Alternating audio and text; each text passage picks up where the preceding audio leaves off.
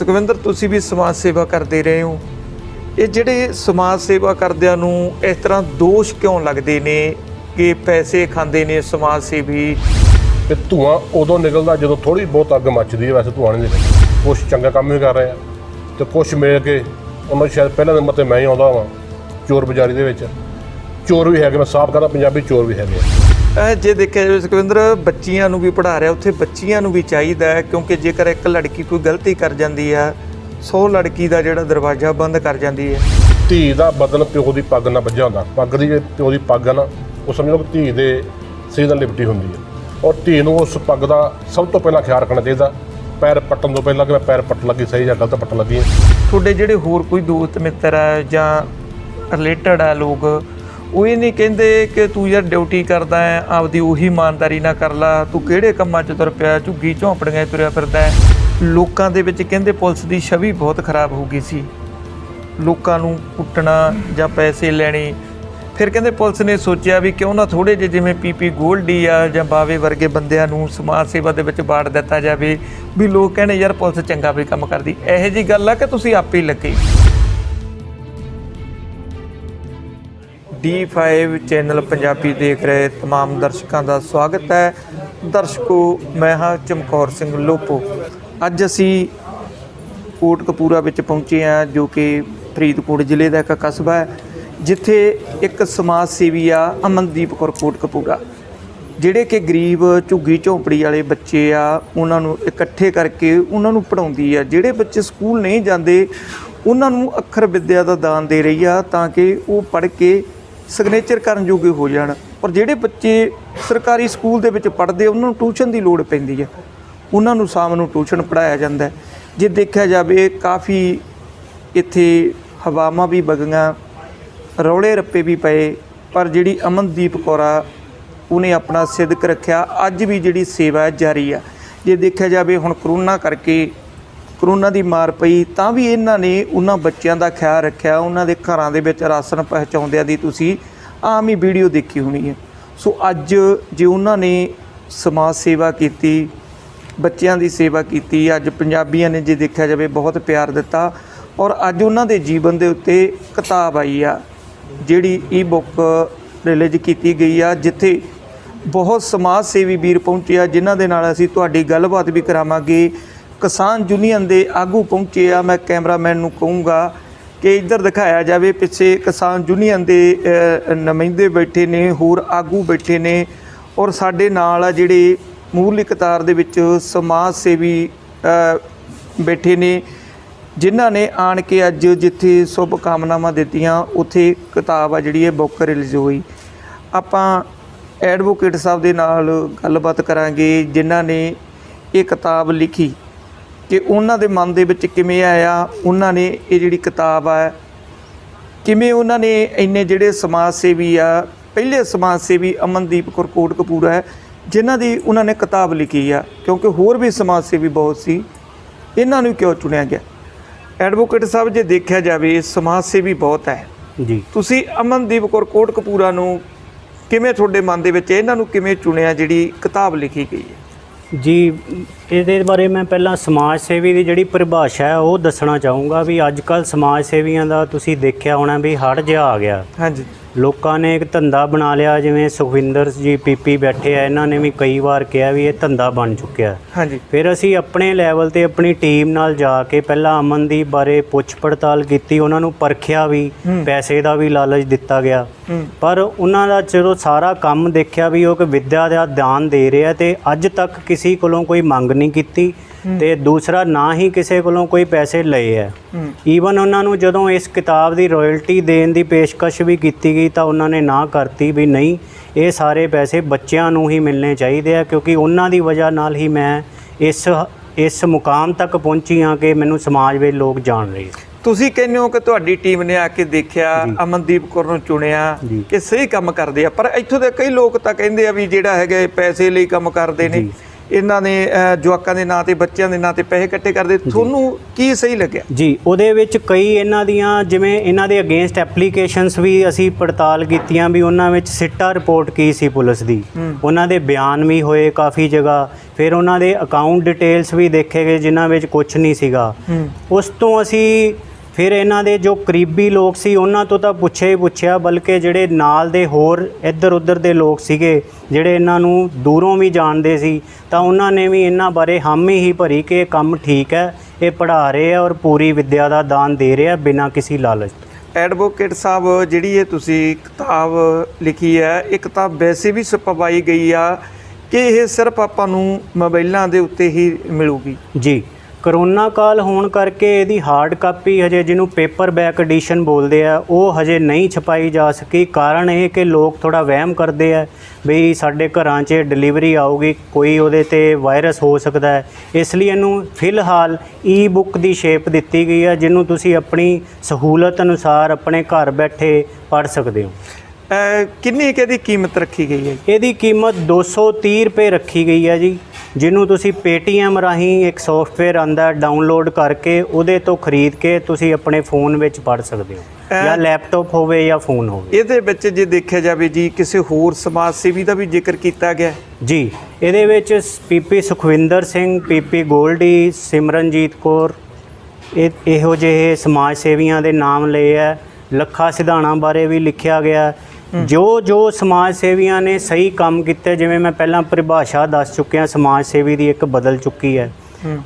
ਇਸ ਕਿਤਾਬ ਵਿੱਚ ਸਿਰਫ ਉਹ ਸਮਾਜ ਸੇਵੀ ਲਿਖੇ ਗਏ ਆ ਜਿਨ੍ਹਾਂ ਬਾਰੇ ਕਾਫੀ ਕੁਝ ਸੁਣ ਕੇ, ਪੜ੍ਹ ਕੇ, ਦੇਖ ਕੇ, ਤਾਂ ਹੀ ਕਈ YouTube ਵੀਡੀਓਜ਼ ਦੇਖੇ ਗਏ, ਉਹਨਾਂ ਬਾਰੇ ਲੋਕਾਂ ਦੇ ਵਿਚਾਰ, ਕਮੈਂਟਸ, ਸੈਂਕੜਿਆਂ ਹਜ਼ਾਰਾਂ ਕਮੈਂਟਸ ਪੜ੍ਹੇ ਗਏ, ਫਿਰ ਉਹਨਾਂ ਬਾਰੇ ਇੱਕ ਸ਼ਾਰਟ ਡਿਸਕ੍ਰਿਪਸ਼ਨ ਜ਼ਰੂਰ ਦਿੱਤੀ ਗਈ ਹੈ, ਕਿਉਂਕਿ ਉਹ ਹਰ ਇੱਕ ਸਮਾਜ ਸੇਵੀ ਆਪਣੇ ਆਪ 'ਚ ਇੱਕ ਕਿਤਾਬ ਹੈ, ਉਹਨਾਂ ਬਾਰੇ ਕਿਤਾਬ ਲਿਖਣੀ ਬਣਦੀ ਹੈ, ਪਰ ਜਦ ਜੋ ਕਿ ਕਿਤਾਬ ਅਮਨਦੀਪ ਬਾਰੇ ਹੈ, ਇਹਦੇ ਵਿੱਚ ਇੱਕ ਡਿਸਕ੍ਰਿਪਸ਼ਨ ਦੇਣੀ ਹੀ ਜ਼ਰੂਰੀ ਸਮਝੀ ਗਈ। ਐਡਵੋਕੇਟ ਸਾਹਿਬ, ਤੁਸੀਂ ਲੱਖੇ ਸਿਧਾਣੇ ਦਾ ਵੀ ਨਾਂ ਲਿਆ ਜੀ। ਲੱਖਾ ਸਿਧਾਣਾ ਜੀ ਇੱਥੇ ਆਉਂਦੇ ਨੇ, ਅਮਨਦੀਪ ਕੌਰ ਦੇ ਕਾਫੀ ਉਲਟ ਬੋਲ ਕੇ ਜਾਂਦੇ ਨੇ ਕਿ ਇਹ ਕੁੜੀ ਰੋਂਦੀ ਆ, ਬਾਰ-ਬਾਰ ਲਾਈਵ ਹੋ ਜਾਂਦੀ, ਇਹਨੂੰ ਐ ਨਹੀਂ ਕਰਨਾ ਚਾਹੀਦਾ। ਤੁਸੀਂ ਲੱਖੇ ਸਿਧਾਣੇ ਦਾ ਨਾਂ ਲਿਆ ਜੀ। ਅਮਨਦੀਪ ਨੇ ਨਹੀਂ ਕਿਹਾ ਵੀ ਉਹਦਾ ਜਿਹੜਾ ਨਾਂ ਹੈ ਮੇਰੀ ਕਿਤਾਬ ਦੇ ਵਿੱਚ ਨਾ ਪਾਇਆ ਜਾਵੇ, ਕਿਉਂਕਿ ਸਮਾਜ ਸੇਵੀ ਵੀ ਦੇਖਿਆ ਜਾਵੇ ਇੱਕ ਦੂਜੇ ਤੇ ਨਹੀਂ ਖੁਸ਼ ਹੁੰਦੇ ਜੀ। ਆਏ ਨਹੀਂ ਇਹਨਾਂ ਨੇ ਕਿਹਾ ਵੀ ਤੁਸੀਂ ਸਿਰਫ ਮੇਰੀ ਕੋਈ ਕਿਤਾਬ ਲਿਖੋ, ਹੋਰ ਦਾ ਨਾਂ ਨਾ ਪਾਓ। ਜਾਂ ਲੱਖੇ ਸਿਧਾਣੇ ਬਾਰੇ ਕੀ ਲਿਖਿਆ, ਠੀਕ ਲਿਖਿਆ, ਜਾਂ ਜਿਹੜਾ ਉਹਨੇ ਆ ਕੇ ਇੱਥੇ ਖੱਲਰ ਪਾਇਆ ਸੀ ਉਹਦੇ ਬਾਰੇ ਲਿਖਿਆ? ਜੀ, ਵੈਰੀ ਗੁੱਡ ਕੁਐਸਚਨ ਸਰ। ਇਹਦੇ ਬਾਰੇ ਮੈਂ ਇਹ ਕਹਿਣਾ ਚਾਹੂੰਗਾ ਕਿ ਜਦੋਂ ਇੱਕ ਕਿਤਾਬ ਲਿਖੀ ਜਾਂਦੀ ਹੈ, ਉਹ ਕਿਤਾਬ ਜਿਸ ਬਾਰੇ ਲਿਖੀ ਜਾ ਰਹੀ ਹੈ ਉਹਦੀ ਵਿਸ਼ 'ਤੇ ਨਹੀਂ ਲਿਖੀ ਜਾਂਦੀ ਵੀ ਮੈਂ ਜੋ ਚਾਹੂੰਗਾ ਉਹ ਤੁਸੀਂ ਲਿਖੋਗੇ। ਇੱਕ ਲਿਖਾਰੀ ਦਾ ਪਹਿਲਾ ਫਰਜ਼ ਹੁੰਦਾ ਹੈ ਕਿ ਉਹ ਸਮਾਜ ਸਾਹਮਣੇ ਸਹੀ ਕੰਟੈਂਟ ਰੱਖੇ। ਉਹ ਫਰਜ਼ ਨੂੰ ਨਿਭਾਉਂਦਿਆਂ ਹੋਇਆਂ ਲੱਖਾ ਸਿਧਾਣਾ ਬਾਰੇ ਉਹੀ ਗੱਲ ਲਿਖੀ ਗਈ ਹੈ ਜੋ ਕਰਦੇ ਰਹੇ ਹੈ ਤੇ ਕਰਦੇ ਆ ਰਹੇ ਹੈ। ਇਸ ਲਈ ਉਹਨਾਂ ਬਾਰੇ ਜਾਂ ਕੋਈ ਗਲਤ ਜਾਂ ਕਿਸੇ ਹੋਰ ਬਾਰੇ ਗਲਤ ਲਿਖਣਾ ਇਸ ਕਿਤਾਬ ਵਿੱਚ ਬਣਦਾ ਹੀ ਨਹੀਂਗਾ। ਠੀਕ ਹੈ ਜੀ। ਤੁਸੀਂ ਜਿਹੜੀ ਇਹ ਕਿਤਾਬ ਲਿਖੀ ਆ, ਇਸ ਦੇ ਨਾਲ ਹੋਰ ਵੀ ਲੜਕੀਆਂ ਨੂੰ ਉਤਸ਼ਾਹ ਮਿਲੂਗਾ। ਐਡਵੋਕੇਟ ਸਾਹਿਬ, ਜਿਹੜੇ ਲੋਕ ਅਜੇ ਵੀ ਲੜਕੀਆਂ ਨੂੰ ਪੜ੍ਹਾਉਣ ਤੱਕ ਤੇ ਪਾਬੰਦੀ ਰੱਖਦੇ ਨੇ, ਜਿਹੜੇ ਆਮ ਪੇਂਡੂ ਖੇਤਰਾਂ ਦੇ ਵਿੱਚ ਆ, ਕੀ ਕਹਿਣਾ ਚਾਹੁੰਦੇ ਉਹਨਾਂ ਨੂੰ? ਜੀ, ਲੜਕੀਆਂ ਦੀ ਇੱਕ ਸਭ ਤੋਂ ਵੱਡਾ ਪਲੱਸ ਪੁਆਇੰਟ ਇਹ ਹੈ ਜੀ, ਜਦੋਂ ਕਿ ਉਹ ਕੰਮ ਕਰਦੀਆਂ ਤਾਂ ਪੂਰੀ ਇਮਾਨਦਾਰੀ ਨਾਲ ਹੁੰਦਾ ਜੀ। ਇੱਕ ਕੰਮ ਉਹਨਾਂ ਦੇ ਦਿਮਾਗ ਵਿੱਚ ਕਦੀ ਠੱਗੀ ਜਾਂ ਕੋਈ ਦੂਸਰੀ ਇਲ ਵਿਲ ਨਹੀਂ ਹੁੰਦੀ। ਲੜਕੀਆਂ ਦਾ ਸਭ ਤੋਂ ਵੱਡਾ ਪਲੱਸ ਪੁਆਇੰਟ ਇਹ ਹੈ। ਤੁਸੀਂ ਕਿਸੇ ਸਟਾਫ 'ਚ ਵੀ ਆਪਣੇ ਦੇਖਿਆ ਹੋਊਗਾ, ਲੜਕਿਆਂ ਦੇ ਮੁਕਾਬਲੇ ਲੜਕੀਆਂ ਵੱਧ ਇਮਾਨਦਾਰੀ ਨਾਲ ਕੰਮ ਕਰਦੀਆਂ ਤੇ ਪੂਰੀ ਜ਼ਿੰਮੇਵਾਰੀ ਨਾਲ ਕੰਮ ਕਰਦੀਆਂ। ਜਦੋਂ ਕਿ ਅਸੀਂ ਲੜਕੀਆਂ ਨੂੰ ਜਿੰਨਾ ਵੀ ਉਤਸ਼ਾਹ ਦੇਵਾਂਗੇ, ਉਹ ਤੁਹਾਡੇ ਲਈ ਇੱਕ ਬਾਹਾਂ ਬਣ ਕੇ ਖੜੀਆਂ ਹੋਣਗੀਆਂ ਤੇ ਆਪਣੇ ਸਮਾਜ ਲਈ ਜੋ ਬੈਟਰ ਲੜਕੀਆਂ ਕਰ ਸਕਦੀਆਂ ਉਹ ਹੋਰ ਕੋਈ ਨਹੀਂ ਕਰ ਸਕਦਾ। ਐਡਵੋਕੇਟ ਸਾਹਿਬ, ਆਖਰੀ ਸਵਾਲ ਹੈ, ਕਿਤਾਬ ਤੁਸੀਂ ਲਿਖੀ ਸਾਰੀ, ਜੀਵਨ ਦੇਖਿਆ, ਝਾਤ ਮਾਰੀ, ਕਿਹੜੀ ਤੁਹਾਨੂੰ ਕਿਤਾਬ ਦੇ ਵਿੱਚ ਇਹੋ ਜਿਹੀ ਆ ਜਿਹੜੀ ਵਧੀਆ ਗੱਲ ਲੱਗੀ ਵੀ ਮਨ ਨੂੰ ਖੁਸ਼ੀ ਆਈ ਹੋਵੇ, ਤੇ ਇਹੋ ਜਿਹੀ ਕਿਤਾਬ ਲਿਖਦਿਆਂ ਨੂੰ ਕਿਹੜੀ ਤੁਹਾਡੇ ਮਨ ਦੇ ਵਿੱਚ ਗੱਲ ਆਈ ਹੋਵੇ ਕਿ ਤੁਹਾਡਾ ਮਨ ਭਰਿਆ ਹੋਵੇ? ਇਹੋ ਜਿਹੀ ਦੱਸੋ ਘਟਨਾ। ਜੀ, ਦੋ ਗੱਲਾਂ ਮੇਰੇ ਮਨ ਨੂੰ, ਇੱਕ ਤਾਂ ਤੁਸੀਂ ਕਿਹਾ ਵੀ ਖੁਸ਼ੀ ਵਾਲੀ ਗੱਲ ਮੈਨੂੰ ਇਹ ਲੱਗੀ ਜਦੋਂ ਇਹਨਾਂ ਨੇ ਆਪਣੇ ਪਹਿਲੇ ਪਿਆਰ ਦਾ ਜ਼ਿਕਰ ਕੀਤਾ ਕਿਤਾਬ ਵਿੱਚ, ਵੀ ਇਹਨਾਂ ਨੂੰ ਪਹਿਲਾ ਪਿਆਰ ਕਿਹਦੇ ਨਾਲ ਹੋਇਆ ਤੇ ਕਿਵੇਂ ਹੋਇਆ। ਉਹ ਤੁਸੀਂ ਪੜ੍ਹੋਗੇ ਤਾਂ ਤੁਹਾਨੂੰ ਪਤਾ ਲੱਗੂਗਾ, ਤੁਸੀਂ ਵੀ ਖੁਸ਼ ਹੋਵੋਗੇ ਉਹ ਪੜ੍ਹ ਕੇ।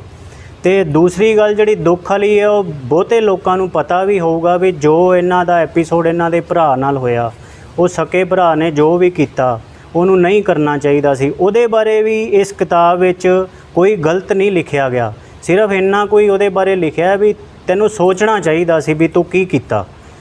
ਉਹਨੇ ਇੱਕ ਭਰਾ ਗਵਾ ਕੇ ਥੋੜਾ ਡਿਪਰੈਸ਼ਨ 'ਚ ਗਈ, ਮੇਰੇ ਨਾਲ ਮੁਲਾਕਾਤ ਹੋਈ, ਮੈਂ ਸਾਰਾ ਕੁਝ ਪੜਤਾਲਿਆ, ਫਿਰ ਇਹਨੂੰ ਇਹ ਹੌਸਲਾ ਵੀ ਦਿੱਤਾ ਵੀ ਤੇਰੇ ਸਾਰੇ ਭਰਾ ਅਜੇ ਖੜੇ ਆ, ਤੈਨੂੰ ਕੋਈ ਪਰਵਾਹ ਕਰਨ ਦੀ ਲੋੜ ਨਹੀਂ, ਤੂੰ ਆਪਣੀ ਸਮਾਜ ਸੇਵਾ ਜਾਰੀ ਰੱਖ।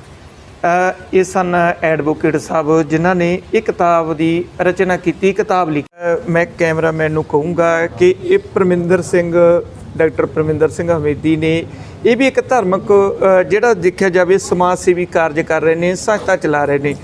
ਇਹਨਾਂ ਦਾ ਮੰਨਣਾ ਹੈ ਕਿ ਜੇਕਰ ਆਪਾਂ ਮਿਲ ਕੇ ਸਾਰੇ ਹੰਭਲਾ ਮਾਰੀਏ, ਜਿਹੜੀ ਅੱਜ ਦੀ ਨੌਜਵਾਨ ਪੀੜ੍ਹੀ ਆ ਉਹ ਨਸ਼ਿਆਂ ਵੱਲ ਜਾ ਰਹੀ ਹੈ, ਉਹਨੂੰ ਆਪਾਂ ਪ੍ਰੇਰ ਕੇ ਜਿਹੜਾ ਹੈਗਾ ਸਮਾਜ ਸੇਵੀ ਕਾਰਜਾਂ ਦੇ ਵਿੱਚ ਜਾਂ ਹੋਰ ਬਹੁਤ ਵਧੀਆ ਇਹ ਵੀ ਜਿਹੜੇ ਹੈਗੇ ਆ ਕਾਰਜ ਕਰ ਰਹੇ ਨੇ।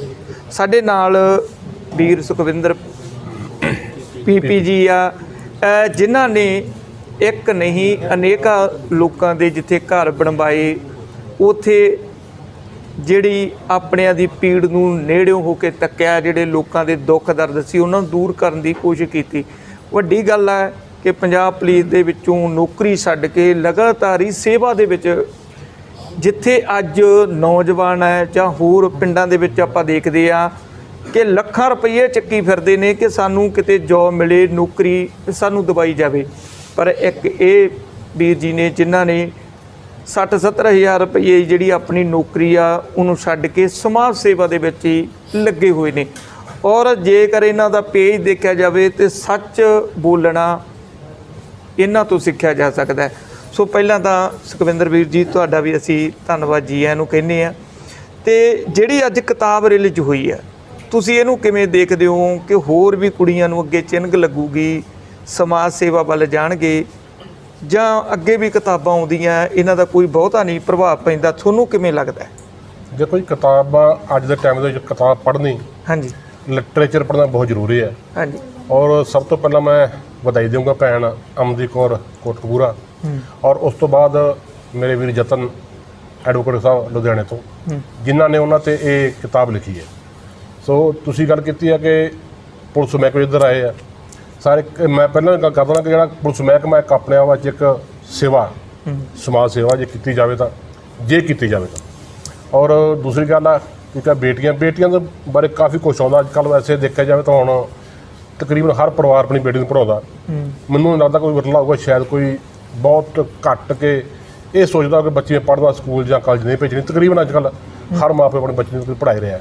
ਠੀਕ ਹੈ। ਜੇ ਦੇਖਿਆ ਜਾਵੇ ਸੁਖਵਿੰਦਰ, ਬੱਚੀਆਂ ਨੂੰ ਵੀ ਪੜ੍ਹਾ ਰਿਹਾ, ਉੱਥੇ ਬੱਚੀਆਂ ਨੂੰ ਵੀ ਚਾਹੀਦਾ ਹੈ, ਕਿਉਂਕਿ ਜੇਕਰ ਇੱਕ ਲੜਕੀ ਕੋਈ ਗਲਤੀ ਕਰ ਜਾਂਦੀ ਆ 100 ਲੜਕੀ ਦਾ ਜਿਹੜਾ ਦਰਵਾਜ਼ਾ ਬੰਦ ਕਰ ਜਾਂਦੀ ਹੈ, ਪਰ ਜੇਕਰ ਅਮਨ ਵਰਗੀ ਕੋਈ ਕੁੜੀ ਸਮਾਜ ਸੇਵਾ ਦੇ ਵਿੱਚ ਆਉਂਦੀ ਹੈ ਤੇ ਮਾਪਿਆਂ ਨੂੰ ਵੀ ਹੁੰਦਾ ਹੈ ਕਿ ਸਾਡਾ ਬੱਚਾ ਵੀ ਇਸ ਤਰ੍ਹਾਂ ਆਵੇ। ਤੁਸੀਂ ਦੇਖਿਆ ਹੋਣਾ ਇੱਥੇ ਬਹੁਤ ਹਵਾਵਾਂ ਵੀ ਚੱਲੀਆਂ, ਪਰ ਇਹਨੇ ਕੁੜੀ ਨੇ ਜਿਹੜਾ ਹੈਗਾ ਆਪਣਾ ਜਿਹੜਾ ਉਹ ਸਮਾਜ ਸੇਵਾ ਸੀ ਉਹ ਨਹੀਂ ਛੱਡੀ, ਹੋਰ ਵੀ ਉਸ ਤੋਂ ਅੱਗੇ ਵਧਾਇਆ। ਤੁਸੀਂ ਕਿਵੇਂ ਦੇਖਦੇ ਹੋ? ਤੁਸੀਂ 2 ਸਵਾਲ ਕੀਤੇ ਜੀ। ਪਹਿਲਾਂ ਬੇਟੀਆਂ ਵਾਸਤੇ ਦੇਖੋ, ਜੋ ਬੇਟੀ ਸਕੂਲ ਜਾਂਦੀ ਹੈ ਜਾਂ ਕਾਲਜ ਘਰੋਂ ਬਾਹਰ ਨਿਕਲਦੀ ਹੈ ਨਾ, ਮੈਂ ਤਾਂ ਹਮੇਸ਼ਾ ਗੱਲ ਕਹਿੰਦਾ ਹੁੰਦਾ ਕਿ ਧੀ ਦਾ ਬਦਨ ਪਿਓ ਦੀ ਪੱਗ ਨਾਲ ਬੱਝਿਆ ਹੁੰਦਾ। ਪੱਗ ਦੀ ਜੇ ਪਿਓ ਦੀ ਪੱਗ ਆ ਨਾ, ਉਹ ਸਮਝ ਲਓ ਕਿ ਧੀ ਦੇ ਸਿਰ ਨਾਲ ਲਿਪਟੀ ਹੁੰਦੀ ਹੈ। ਔਰ ਧੀ ਨੂੰ ਉਸ ਪੱਗ ਦਾ ਸਭ ਤੋਂ ਪਹਿਲਾਂ ਖਿਆਲ ਰੱਖਣਾ ਚਾਹੀਦਾ, ਪੈਰ ਪੱਟਣ ਤੋਂ ਪਹਿਲਾਂ ਕਿ ਮੈਂ ਪੈਰ ਪੱਟ ਲੱਗੀ ਸਹੀ ਜਾਂ ਗਲਤ ਪੱਟਣ ਲੱਗੀ। ਔਰ ਉਸ ਤੋਂ ਪਿੱਛੋਂ ਭੈਣ ਅਮਨਦੀਪ ਕੌਰ ਸਮਾਜ ਸੇਵਾ ਗੱਲ ਕਰਦੇ ਆ। ਇਹ ਤਾਂ ਬਹੁਤ ਵਧੀਆ ਸਮਾਜ ਸੇਵਾ ਕਰਦੇ, ਪਰ ਦੇਖਿਆ ਪਤਾ ਦੇਖਦੇ ਰਹਿੰਦੇ ਬੱਚੇ ਛੋਟੇ ਨੂੰ ਪੜ੍ਹਾਉਂਦੇ ਵੀ ਆ, ਲੰਗਰ ਵੀ ਲਾਉਂਦੇ ਆ, ਲੋੜਵੰਦ ਪਰਿਵਾਰਾਂ ਤੱਕ ਰਾਸ਼ਨ ਲੀੜਾ ਕੱਪੜੇ ਲੈ ਕੇ ਮਤਲਬ ਕਾਫੀ ਕੁਛ ਕਰਦੇ ਆ। ਔਰ ਧੀਆਂ ਤਕਰੀਬਨ ਕਾਫੀ ਇਸ ਲਾਈਨ 'ਚ ਇੱਕ ਨਹੀਂ ਕਾਫੀ ਦੇਖਦੇ ਪਏ ਆ ਰਹੀਆਂ ਵਾ।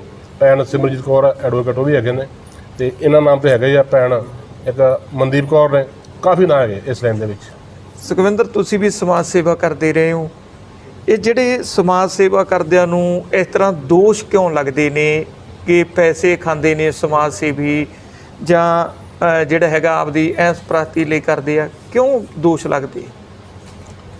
ਜਿੱਥੋਂ ਦਾ ਦੋਸ਼ ਲੱਗਣ ਦੀ ਗੱਲ ਆ, ਦੇਖੋ ਸਿਆਣੇ ਕਹਿੰਦੇ ਹੁੰਦੇ ਕਿ ਬੜੀ ਪੁਰਾਣੀ ਕਹਾਵਤ ਹੈ ਕਿ ਧੂੰਆਂ ਉਦੋਂ ਨਿਕਲਦਾ ਜਦੋਂ ਥੋੜ੍ਹੀ ਬਹੁਤ ਅੱਗ ਮੱਚਦੀ ਹੈ, ਵੈਸੇ ਧੂੰਆਂ ਨਹੀਂ ਨਿਕਲਦਾ। ਹਾਂਜੀ, ਠੀਕ ਹੈ ਨਾ। ਮੈਂ ਤਾਂ ਸਮਾਜ ਸੇਵੀ ਚਲ ਜੋ ਕਰਦੇ ਮੈਂ ਸਾਰਿਆਂ ਗੱਲ ਨਹੀਂ ਕਰਦਾ, ਕੁਛ ਚੰਗਾ ਕੰਮ ਵੀ ਕਰ ਰਹੇ ਆ ਅਤੇ ਕੁਛ ਮਿਲ ਕੇ ਉਹਨਾਂ ਸ਼ਾਇਦ ਪਹਿਲੇ ਨੰਬਰ 'ਤੇ ਮੈਂ ਹੀ ਆਉਂਦਾ ਵਾਂ। ਚੋਰ ਬਜ਼ਾਰੀ ਦੇ ਵਿੱਚ ਚੋਰ ਵੀ ਹੈਗੇ, ਮੈਂ ਸਾਫ਼ ਕਰਦਾ ਪੰਜਾਬੀ ਚੋਰ ਵੀ ਹੈਗੇ ਆ। ਮੈਂ ਤੇ ਉਹਨਾਂ ਸੱਜਣਾਂ ਨੂੰ ਬੇਨਤੀ ਕਰਦਾ ਹਮੇਸ਼ਾ ਹੀ, ਜਿਹੜੇ ਡੋਨੇਸ਼ਨ ਭੇਜਦੇ ਨੇ, ਚਾਹੇ ਉਹ ਬਾਹਰ ਨੇ ਚਾਹੇ ਇੰਡੀਆ ਦੇ ਵਿੱਚ ਨੇ, ਘੱਟੋ ਘੱਟ ਜਿਹਨੂੰ ਭੇਜਦੇ ਆ ਕੋਸ਼ਿਸ਼ ਪਹਿਲੀ ਇਹ ਕਰੋ ਕਿ ਸਿੱਧੀ ਪਰਿਵਾਰ ਤੱਕ ਜਾਵੇ। ਦੂਸਰੀ ਗੱਲ, ਜੇ ਤੁਸੀਂ ਕਿਸੇ NGO ਨੂੰ ਭੇਜਦੇ ਹੋ ਤੇ ਉਹ ਤੋਂ ਘੱਟੋ ਘੱਟ ਵੈਰੀਫਾਈ ਜ਼ਰੂਰ ਕਰੋ ਕਿ ਕਿੱਥੇ ਪਹੁੰਚਾਈ ਆ, ਉਸ ਪਰਿਵਾਰ ਤੋਂ ਜਾ ਕੇ ਵੈਰੀਫਾਈ ਆਪ ਕਰੋ ਕਿ ਵਾਕਿਆ ਤੁਹਾਡੇ ਤੱਕ ਸੇਵਾ ਪਹੁੰਚੀ ਆ ਕਿ ਸਮਾਜ ਸੇਵੀ ਜੇਬ 'ਚ ਰਹੇਗੀ। ਸੁਖਵਿੰਦਰ, ਜੇ ਦੇਖਿਆ ਜਾਵੇ ਇੱਕ ਸਮਾਜ ਸੇਵੀ ਆ, ਬੜਾ ਰੌਲਾ ਪਾਉਂਦਾ ਹੈ ਕਿ ਸਮਾਜ ਸੇਵਾ ਕਰਦਾ ਹੈ, ਇੱਥੇ ਸਰਕਾਰਾਂ ਸਹੀ ਨਹੀਂ ਕਰ ਰਹੀਆਂ, ਪਰ ਉਹਦਾ ਆਪ ਲੋਕਾਂ ਦੇ ਵਿੱਚ ਖੜ ਕੇ ਕਹਿਣਾ ਕਿ ਮੈਂ ਜਿਹੜੇ ਇੱਕੇਰੀ ਕੱਪੜੇ ਪਾ ਲੈਣਾ, ਦੁਆਰੇ ਨਹੀਂ ਪਾਉਂਦਾ, ਮੈਂ ਸਿੱਟ ਦਿੰਦਾ, ਮਹਿੰਗੀਆਂ ਗੱਡੀਆਂ 'ਤੇ ਰਹਿਣਾ, ਇਹਨੂੰ ਦੇਖ ਕੇ ਵੀ ਲੋਕਾਂ ਨੂੰ ਕਿਤੇ ਤਾਂ ਹੀ ਲੱਗਦਾ ਹੋਊਗਾ ਕਿ ਜੇ ਆਪਾਂ ਦੂਜੇ ਨੂੰ ਕਹਿੰਦੇ ਪਹਿਲਾਂ ਆਪ ਦਾ ਜੀਵਨ ਆ ਜਿਹੜਾ ਉਹ ਵੀ ਸਾਦਾ ਰੱਖਣਾ ਚਾਹੀਦਾ ਕਿ ਐਸ਼ ਪ੍ਰਸਤੀ ਵਾਲਾ ਜੀਵਨ ਰੱਖਣਾ ਚਾਹੀਦਾ। ਤੁਸੀਂ ਕੀ ਮੰਨਦੇ? ਦੇਖੋ, ਜਦੋਂ ਤੱਕ ਐਸ਼ ਪ੍ਰਸਤੀ ਦੀ ਗੱਲ ਹੈ, ਇਹ ਸੱਜਣ ਕਿਹੜਾ ਕਹਿੰਦਾ, ਕਿਉਂ ਕਹਿੰਦਾ, ਕਿਵੇਂ ਕਹਿੰਦਾ, ਕੀ ਕਰਦਾ, ਇਹ ਤਾਂ ਬਿਹਤਰ ਉਹ ਦੱਸ ਸਕਦਾ। ਮੈਂ ਤਾਂ ਆਪਣੀ ਗੱਲ ਦੱਸ ਸਕਦਾ ਕਿ ਦੇਖੋ, ਮੈਂ 50 ਤੋਂ 60 ਕਿਲੋਮੀਟਰ ਤੱਕ ਮੈਂ ਮੋਟਰਸਾਈਕਲ 'ਤੇ ਜਾਂਦੇ, ਚਾਹੇ ਗਰਮੀ ਹੋਵੇ ਚਾਹੇ ਸਿਆਲ ਹੋਵੇ, ਕਿਉਂਕਿ ਗੱਡੀ ਦਾ ਹਰ ਰੋਜ਼ ਦਾ 500 ਤੋਂ 700 1000 ਰੁਪਏ ਦਾ ਖਰਚਾ ਮੈਂ ਤੇ ਅਫੋਰਡ ਨਹੀਂ ਕਰ ਸਕਦਾ, ਹੋਰ ਮੈਂ ਕਿਸੇ ਦਾ ਕਹਿੰਦਾ ਨਹੀਂਗਾ, ਕਿਉਂਕਿ ਗੱਡੀ 'ਤੇ ਜਾਵਾਂਗੇ ਜਿੱਥੇ ਗੱਡੀ 500 ਤੇ ਲਿਖਾਉਣਾ, ਮੋਟਰਸਾਈਕਲ ਨੇ 50 ਰੁਪਏ ਵਾਪਸ ਆ ਜਾਣਾ। ਸੋ ਜਿਹੜੀ ਤੁਸੀਂ ਗੱਲ ਕੀਤੀ ਆ ਲੀੜੇ ਕੱਪੜੇ ਵਾਲੀ, ਉਹਦੇ ਬਾਰੇ ਸ਼ਾਇਦ ਤੁਹਾਨੂੰ ਜ਼ਿਆਦਾ, ਮੈਨੂੰ ਬਿਹਤਰ ਪਤਾ ਹੋਊਗਾ, ਮੈਨੂੰ ਤਾਂ ਆਪਣੇ ਬਾਰੇ ਜ਼ਿਆਦਾ ਪਤਾ। ਜਿਹੜਾ ਅੱਜ ਦਾ ਪ੍ਰੋਗਰਾਮ ਆ, ਹੋਰ ਜਿਹੜੇ ਲੋਕ ਆਪਣੇ ਦੇਖ ਰਹੇ ਨੇ ਦਰਸ਼ਕ ਵੀਰ, ਕੀ ਕਹਿਣਾ ਚਾਹੁੰਦੇ, ਕੀ ਸੰਦੇਸ਼ ਦੇਣਾ? ਸੰਦੇਸ਼ ਦੇਖੋ, ਮੈਨੂੰ ਲੱਗਦਾ ਨਹੀਂ ਮੈਂ ਇਸ ਕਾਬਲ ਹੋ ਗਿਆ ਕਿ ਮੈਂ ਪਬਲਿਕ ਨੂੰ, ਮੈਂ ਜਨਤਾ ਨੂੰ, ਮੈਂ ਕੁਛ ਲੋਕਾਈ ਨੂੰ ਕੁਛ ਸੰਦੇਸ਼ ਦੇ ਸਕਾਂ, ਕਿਉਂਕਿ ਮੈਂ ਜੇ ਆਪ ਖੁਦ ਇੱਕ ਕਲਕ ਵਿਦਿਆਰਥੀ ਹਾਂ। ਸਿਆਣੇ ਕਹਿੰਦੇ ਕਿ ਦੁਨੀਆ ਇੱਕ ਬਹੁਤ ਵੱਡੀ ਯੂਨੀਵਰਸਿਟੀ ਹੈ, ਜੇ ਬੰਦਾ ਚਾਹੇ ਸਾਰੀ ਉਮਰ ਸਿੱਖਦਾ ਰਹਿੰਦਾ, ਸਾਰੀ ਉਮਰ, ਜਿਹਨੇ ਨਹੀਂ ਸਿੱਖਣਾ ਉਹਨੇ ਨਹੀਂ ਸਿੱਖਣਾ। ਔਰ ਮੇਰੇ ਤੇ ਇਹੋ ਹੀ ਸਾਰਿਆਂ ਨੂੰ ਗੁਜ਼ਾਰਿਸ਼ ਹੈ ਕਿ ਜ਼ਿੰਦਗੀ ਬਹੁਤ ਛੋਟੀ ਹੈ, ਆਪਣੀ ਜ਼ਿੰਦਗੀ ਦਾ ਅੱਧਾ ਨਹੀਂ, ਪੌਣਾ ਨਹੀਂ ਜਾਂ 20% ਨਹੀਂ, 10% ਹੀ ਲੋਕਾਈ ਵਾਸਤੇ ਦੇ ਦਿਓ, ਲੋੜਵੰਦਾਂ ਵਾਸਤੇ ਦੇ ਦਿਓ, ਬਹੁਤ ਹੈ। ਜਸਵੀਰ ਸਿੰਘ ਜੀ ਬਾਬਾ, ਜਿਹੜੇ ਮੋਗੇ ਦੇ ਵਿੱਚ ਸਮਾਜ ਸੇਵੀ ਕੰਮ ਕਰਦੇ ਨੇ, ਕੁਝ ਦਿਨ ਪਹਿਲਾਂ ਅਸੀਂ ਉਹਨਾਂ ਨੂੰ ਦੇਖਿਆ ਸੀ ਕਿ ਝੁੱਗੀ ਝੌਂਪੜੀਆਂ 'ਚ ਜਾ ਕੇ ਰਾਸ਼ਨ ਵੰਡਣਾ, ਔਰ ਨਾਲ ਹੀ ਇਹ ਵੀ ਪੰਜਾਬ ਪੁਲਿਸ ਦੇ ਵਿੱਚ, ਜੇ ਦੇਖਿਆ ਜਾਵੇ ਕਿਸੇ ਸਮੇਂ ਪੰਜਾਬ ਪੁਲਿਸ ਦੇ ਨੌਜਵਾਨਾਂ ਨੂੰ ਇਹ ਕਿਹਾ ਜਾਂਦਾ ਸੀ, ਦੇਖ ਕੇ ਲੋਕੀ ਲੁੱਕ ਜਾਂਦੇ ਸੀ, ਇੱਥੋਂ ਤੱਕ ਕਿਹਾ ਜਾਂਦਾ ਸੀ ਕਿ ਅੱਜ ਪੁਲਿਸ ਵਾਲਾ ਮੱਥੇ ਲੱਗ ਗਿਆ, ਦਿਨ ਮਾੜਾ ਜਾਊਗਾ। ਪਰ ਜੇ ਦੇਖਿਆ ਜਾਵੇ ਗੋਲਡ DPP ਆ, ਉਹਦੇ ਬਾਰੇ ਵੀ ਕਿਤਾਬ ਦੇ ਵਿੱਚ ਲਿਖਿਆ ਗਿਆ ਹੈ, ਸੁਖਵਿੰਦਰ ਵੀਰ ਜੀ ਨੇ, ਜਸਵਿੰਦਰ ਜੀ ਨੇ, ਔਰ ਇਹ ਇੱਕ ਅਜਿਹੇ ਕੰਮ ਕਰ ਰਹੇ ਨੇ ਕਿ ਲੋਕ ਜਿੱਥੇ ਇਹਨਾਂ ਨੂੰ ਸੀਸਾ ਦਿੰਦੇ ਨੇ, ਉੱਥੇ ਬਹੁਤ ਵੱਡੀ ਗੱਲ ਹੈ ਕਿ ਆਪਣਾ ਜਿਹੜਾ ਡਿਊਟੀ ਦੇ ਨਾਲ ਨਾਲ ਸਮਾਜ ਸੇਵੀ ਕਾਰਜ ਕਰਨੇ। ਸੋ ਬਾਬਾ ਜੀ, ਪਹਿਲਾਂ ਇਹ ਦੱਸੋ, ਜਿਹੜੀ ਅੱਜ ਕਿਤਾਬ ਰਿਲੀਜ਼ ਹੋਈ ਆ, ਇੱਕ ਲੜਕੀ ਦੀ ਕਿਤਾਬ ਰਿਲੀਜ਼ ਹੋਣੀ, ਤੁਹਾਨੂੰ ਕਿਵੇਂ ਲੱਗਦਾ ਹੈ? ਇਹ ਤੋਂ ਲੋਕਾਂ ਨੂੰ ਹੋਰ ਵੀ ਸਿੱਖਿਆ ਲੈ ਕੇ ਲੜਕੀਆਂ ਨੂੰ, ਜੇ ਉਹ ਸਮਾਜ ਸੇਵੀ ਕੰਮ ਕਰਨਾ ਚਾਹੁੰਦੀਆਂ, ਕਰ ਲੈਣੇ ਦੇਣੇ ਚਾਹੀਦੇ, ਤੁਹਾਡਾ ਕੀ ਮੰਨਣਾ? ਮੈਂ ਤਾਂ ਜੀ ਪਹਿਲਾਂ ਸਿਸਟਰ ਰਮਨਦੀਪ ਕੌਰ ਕੋਟਕਪੂਰਾ ਨੂੰ ਬਹੁਤ ਬਹੁਤ ਮੁਬਾਰਕਾਂ ਦਿੰਦਾ ਗਾ। ਇਹਨਾਂ ਦੀ ਜਿਹੜੀ ਜੀਵਨ 'ਤੇ ਸਾਡੇ ਬਹੁਤ ਹੀ ਸਤਿਕਾਰਯੋਗ ਐਡਵੋਕੇਟ ਸਾਹਿਬ ਕਪੂਰ ਸਾਹਿਬ ਵੱਲੋਂ ਰਿਲੀਜ਼ ਕੀਤੀ ਗਈ ਆ।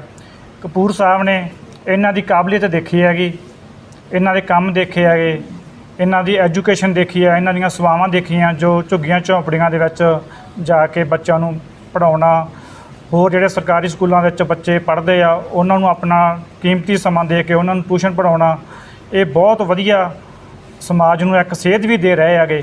ਹੋਰ ਜਿਹੜੀਆਂ ਅੱਜ ਕੱਲ੍ਹ ਦੀਆਂ ਲੜਕੀਆਂ, ਉਹਨਾਂ ਨੂੰ ਵੀ ਇਹਨਾਂ ਤੋਂ ਸੇਧ ਲੈ ਕੇ ਇਹਨਾਂ ਤੋਂ ਸਿੱਖਣਾ ਚਾਹੀਦਾ ਕਿ ਸਾਨੂੰ ਵੀ ਆਪਣੀ ਸਮਾਜ ਸੇਵਾ ਵਿੱਚ ਯੋਗਦਾਨ ਪਾਉਣਾ ਚਾਹੀਦਾ, ਤਾਂ ਜੋ ਲੜਕੀਆਂ ਹੋਰ ਵੀ ਅੱਗੇ ਵੱਧ ਸਕਣ। ਬਾਬਾ ਜੀ, ਤੁਸੀਂ ਮੋਗਾ SSP ਦਫ਼ਤਰ ਦੇ ਵਿੱਚ ਡਿਊਟੀ ਵੀ ਕਰਦੇ ਹੋ, ਨਾਲ ਸੇਵਾ ਕਰਦੇ ਹੋ, ਝੁੱਗੀ ਝੌਂਪੜੀਆਂ ਜਾਂਦੇ ਹੋ, ਤੁਹਾਡੇ ਜਿਹੜੇ ਹੋਰ ਕੋਈ ਦੋਸਤ ਮਿੱਤਰ ਹੈ ਜਾਂ ਰਿਲੇਟਡ ਆ ਲੋਕ, ਉਹ ਇਹ ਨਹੀਂ ਕਹਿੰਦੇ ਕਿ ਤੂੰ ਯਾਰ ਡਿਊਟੀ ਕਰਦਾ ਹੈ, ਆਪਦੀ ਉਹੀ ਇਮਾਨਦਾਰੀ ਨਾਲ ਕਰ ਲਾ, ਤੂੰ ਕਿਹੜੇ ਕੰਮਾਂ 'ਚ ਤੁਰ ਪਿਆ, ਝੁੱਗੀ ਝੌਂਪੜੀਆਂ 'ਚ ਤੁਰਿਆ ਫਿਰਦਾ ਹੈ, ਕਿ ਤੈਨੂੰ ਹੌਸਲਾ ਦਿੰਦੇ ਆ ਵੀ ਅਸੀਂ ਤੇਰੇ ਨਾਲ ਹੈ? ਕਿਵੇਂ ਇਹਦਾ ਰਿਸਪੌਂਸ ਮਿਲਦਾ? ਇਹਦੇ ਵਿੱਚ ਇਹ ਹੈ ਜੀ, ਸਾਡੇ ਮਾਣਯੋਗ SSP ਸਾਹਿਬ ਸਰਦਾਰ ਹਰਮਨਵੀਰ ਸਿੰਘ ਗਿੱਲ, ਉਹਨਾਂ ਵੱਲੋਂ ਮੈਨੂੰ ਬਹੁਤ ਹੌਸਲਾ ਦਿੱਤਾ ਜਾਂਦਾ ਗਾ। ਮੇਰਾ ਜਿੰਨਾ ਵੀ ਸਟਾਫ ਹੈਗਾ, ਰੀਡਰ ਸਟਾਫ, ਉਹਨਾਂ ਵੱਲੋਂ ਵੀ ਮੈਨੂੰ ਉਤਸ਼ਾਹਿਤ ਕੀਤਾ ਜਾਂਦਾ, ਕਹਿੰਦੇ ਚੱਲ ਸਾਡੇ ਕੋਲੋਂ ਤਾਂ ਯਾਰ ਇਹ ਸੇਵਾ ਨਹੀਂ ਹੁੰਦੀ ਗੀ। ਉਹ ਮੈਨੂੰ ਬਹੁਤ ਸਪੋਰਟ ਕਰਦੇ ਆ, ਕਹਿੰਦੇ ਇੱਕ ਬੰਦਾ ਤਾਂ ਕੰਮ ਕਰ ਰਿਹਾ ਨਾ। ਮੈਨੂੰ ਪੂਰੇ ਪੁਲਿਸ ਡਿਪਾਰਟਮੈਂਟ ਵੱਲੋਂ ਪੂਰਾ ਸਹਿਯੋਗ ਆ। ਉਹਨਾਂ ਨੇ ਕਦੇ ਨਹੀਂ ਇਹ ਕਿਹਾ ਮਤਲਬ ਕਿ ਤੂੰ ਯਾਰ ਹੁਣ ਤੂੰ ਜਲਦੀ ਚਲਾ ਗਿਆ, ਮੈਨੂੰ ਉਹਨਾਂ ਨੇ ਹੌਸਲਾ ਹੀ ਦਿੱਤਾ, ਜੇ ਕਿਤੇ ਮੈਨੂੰ ਐਮਰਜੈਂਸੀ ਲੋੜ ਪੈਂਦੀ ਹੈ ਕਿ ਅਸੀਂ ਇੱਕ ਬਿਰਧ ਆਸ਼ਰਮ ਚਲਾ ਰਹੇ ਹਾਂ ਮੋਗਾ ਦੇ ਵਿੱਚ, ਮੈਨੂੰ ਕਈ ਵਾਰੀ ਉੱਥੇ ਜੇ ਕੋਈ ਬਜ਼ੁਰਗ ਬਿਮਾਰ ਹੈ, ਐਮਰਜੈਂਸੀ ਲੋੜ ਪੈਂਦੀ ਆ ਤਾਂ ਮੈਂ ਉੱਥੇ ਵੀ ਜਾਂਦਾ, ਜਾਂ ਸਾਨੂੰ ਕਿਤੋਂ ਕਾਲ ਆ ਗਈ ਕਈ ਵਾਰ ਇੱਥੇ ਲਵਾਰਸ ਬਜ਼ੁਰਗ ਪਿਆ ਹੈਗਾ ਉਹਨੂੰ ਲੈ ਕੇ ਜਾਓ, ਅਸੀਂ ਉੱਥੇ ਵੀ ਜਾਂਦੇ ਹਾਂ। ਮੈਨੂੰ ਪੂਰੀ ਪੰਜਾਬ ਪੁਲਿਸ ਦੇ ਕਾਂਸਟੇਬਲ ਤੋਂ ਲੈ ਕੇ ਮਾਨਯੋਗ ਐਸਐਸਪੀ ਸਾਹਿਬ ਤੱਕ ਪੂਰੀ ਸਪੋਰਟ ਆ ਗਈ। ਉਹ ਕਹਿੰਦੇ ਵੱਧ ਚੜ ਕੇ ਆਪਣਾ ਮਨੁੱਖਤਾ ਸੇਵਾ ਕਰੋ। ਬਾਬਾ ਜੀ ਲੋਕਾਂ ਦੇ ਵਿੱਚ ਕਹਿੰਦੇ ਪੁਲਿਸ ਦੀ ਛਵੀ ਬਹੁਤ ਖਰਾਬ ਹੋ ਗਈ ਸੀ, ਲੋਕਾਂ ਨੂੰ ਕੁੱਟਣਾ ਜਾਂ ਪੈਸੇ ਲੈਣੇ।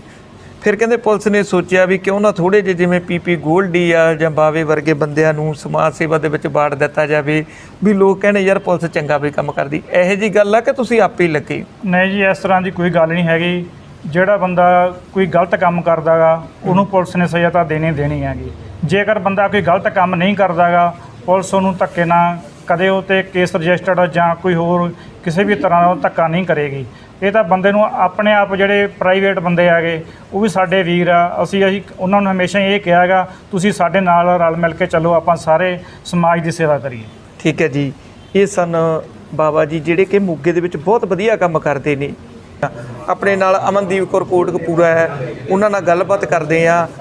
ਅਮਨ, ਜਿਹੜੀ ਅੱਜ ਕਿਤਾਬ ਰਿਲੀਜ਼ ਹੋਈ ਹੈ ਜੀ, ਜਦੋਂ ਪਹਿਲਾਂ ਸਮਾਜ ਸੇਵਾ ਸ਼ੁਰੂ ਕੀਤੀ ਸੀ ਉਦੋਂ ਸੋਚਿਆ ਸੀ ਵੀ ਤੇਰੀ ਵੀ ਕਿਤਾਬ ਛਪੂਗੀ ਜਾਂ ਇੰਨਾ ਨਾਂ ਹੋ ਜਾਊਗਾ?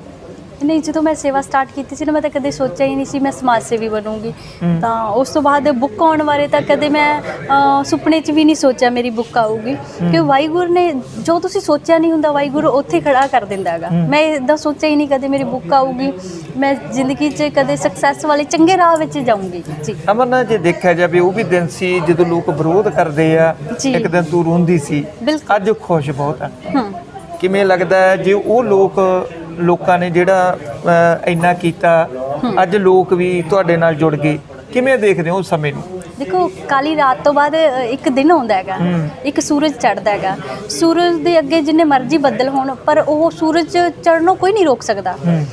ਕਦੇ ਪਾਣੀ ਦਾ ਵਹਾਅ ਨਹੀਂ ਰੋਕ ਸਕਦਾ ਜਿੰਨੇ ਮਰਜ਼ੀ ਪੱਥਰ ਲਾ ਲਓ। ਉੱਦਾਂ ਹੀ ਸਮਾਜ ਸੇਵੀ ਜਾਂ ਮੈਂ ਆ ਜਾਂ ਕੋਈ ਵੀ ਪਰਸਨ ਆ ਜਦੋਂ ਸਕਸੈਸ ਦੇ ਰਾਹ 'ਤੇ ਜਾਂਦਾ ਤਾਂ ਔਕੜਾਂ ਬਹੁਤ ਆਉਂਦੀਆਂ ਇੱਦਾਂ ਦੇ ਰਾਹਾਂ ਵਿੱਚ। ਕਦੇ ਦੇਖੋ, ਜ਼ਿੰਦਗੀ ਇੱਦਾਂ ਦਾ ਨਾ ਜਨੂਨ ਹੋ ਜਾਂਦਾ ਜਦੋਂ ਤੁਹਾਡੀ ਵਿਰੋਧਤਾ ਹੁੰਦੀ ਆ ਤਾਂ ਇੱਕ ਕਰੋਸਟੀ ਜੀ ਮਨ 'ਚ ਪੈਦਾ ਹੋ ਜਾਂਦੀ ਹੈ ਕਿ ਮੈਂ ਅੱਗੇ ਹੋਰ ਕਿਵੇਂ ਕੰਮ ਕਰਨਾ। ਤਾਂ ਦੇਖੋ, ਰੋ ਤਾਂ ਦੇਖੋ ਦਿਨ ਵਿੱਚ ਕਿੰਨੇ ਵਾਰੀ ਕਦੇ ਮਾਂ ਪਿਓ ਝਿੜਕ ਦਿੰਦਾ ਉਦੋਂ ਵੀ ਬੱਚਾ ਰੋ ਲੈਂਦਾ।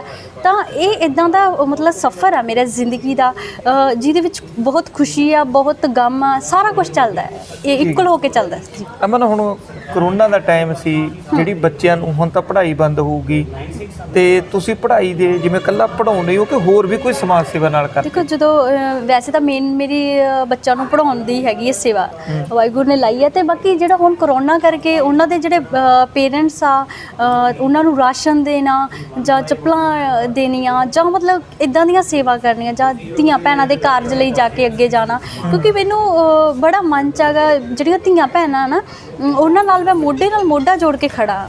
ਤਾਂ ਕਿਉਂਕਿ ਅੱਜ ਦੇ ਟਾਈਮ ਵਿੱਚ ਸਮਾਜ ਸੇਵੀ ਕੁੜੀਆਂ ਬਹੁਤ ਘੱਟ ਨੇ, ਤਾਂ ਮੈਂ ਕਹਿੰਦੀ ਹਾਂ ਕਿ ਕੁੜੀਆਂ ਕੁਛ ਨੂੰ ਚੰਗੀ ਸਿਹਤ ਮਿਲੇ ਤਾਂ ਉਹ ਮੈਨੂੰ ਦੇਖ ਕੇ ਹੋਰ ਕੁੜੀਆਂ ਅੱਗੇ ਆਉਣ ਜੀ। ਠੀਕ ਹੈ, ਜਿਹੜਾ ਹੈਗਾ ਹੁਣ ਲੋਕਾਂ ਤੋਂ ਕਿਵੇਂ ਦਾ ਸਹਿਯੋਗ ਮਿਲ ਰਿਹਾ ਹੈ, ਜਿਹੜਾ ਹੈਗਾ ਜਾਂ ਪਰਿਵਾਰ ਤੋਂ ਕਿਵੇਂ ਦਾ ਸਹਿਯੋਗ ਮਿਲ? ਦੇਖੋ, ਮੈਂ ਨਾ ਆਪਣੇ ਪੇਰੈਂਟਸ ਦੀ ਧੰਨਵਾਦ ਕਰਦੀ ਹਾਂ। ਮੈਂ ਪੇਰੈਂਟਸ ਨੂੰ, ਮੇਰੇ ਵਾਹਿਗੁਰੂ ਤੋਂ ਵੱਧ ਕੇ ਹੈ ਮੇਰੇ ਪੇਰੈਂਟਸ, ਕਿਉਂਕਿ ਮੇਰੀ ਮਾਤਾ ਜੀ ਮੇਰੇ ਨਾਲ ਉਸ ਟਾਈਮ ਖੜ ਗਏ ਜਿਸ ਟਾਈਮ ਮੈਨੂੰ ਲੱਗਿਆ ਸੀਗਾ ਮੈਂ ਡਿਪਰੈਸ਼ਨ 'ਚ ਚਲੀ ਗਈ ਸੀ, ਜਿਸ ਟਾਈਮ ਮੈਨੂੰ ਲੱਗਿਆ ਸੀ ਮੈਂ ਆਪਣੇ ਆਪ ਨੂੰ ਖਤਮ ਕਰ ਲਾਂ।